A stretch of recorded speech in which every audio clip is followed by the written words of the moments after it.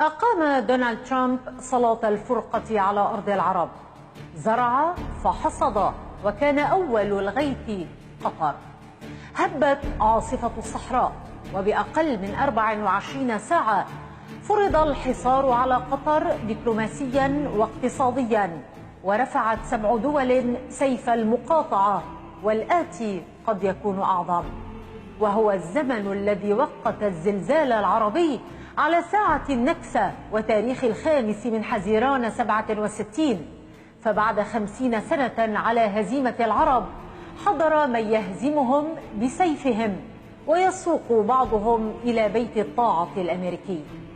50 عاما على الهزيمة، ولم تبادر دولة عربية إلى قطع العلاقات بإسرائيل، لا بل استحضرتها إلى اتفاقيات سلام مذلة، ومن لم يوقع في العلن استضاف إسرائيل في السر.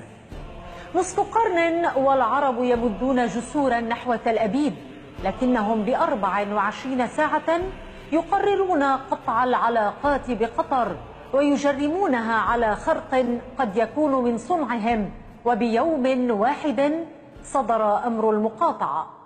السعودية أولا لأنها صاحبة القرار، الإمارات ثانيا علما أن لها أكبر ميزان تجاري مع إيران، مصر ثالثا مكره أخاك لا بطل،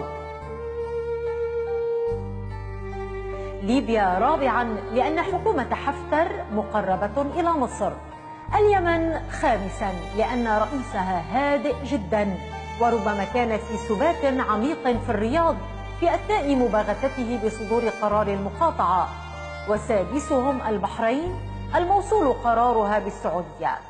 أما الدولة السابعة فهي المالديف الواقعة في نصف المحيط الهندي، والتي تحتاج إلى استثمارات الخليج، وقد جيء بها من المحيط إلى الخليج. فماذا يريد ترامب؟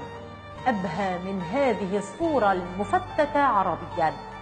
أوقع الخلاف سنة وشيعة، ويستكمله سنة بسنة، وحي على الوحدة ومجلس التعاون والوساطات التي انهارت في أرضها. فما يريده الأمريكي في الخطوة التالية هو أن تستعمل هذه الدول السلاح الذي بيع لها بمئات مليارات الدولارات على الأرض العربية، وأن يصرخ الضعيف منها طالبا اللجوء السياسي إلى الحماية الأمريكية، وعندئذ تدفع قطر ما أغدقته السعودية من مليارات ثمنا لهذه الحماية.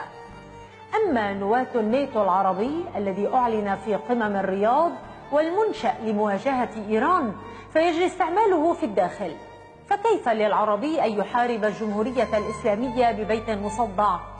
على أن أكثر من يقهقه الآن هو إسرائيل، التي لا بد أنها تحتفل بالنكسة العربية الثانية بعد نصف قرن على الأقل.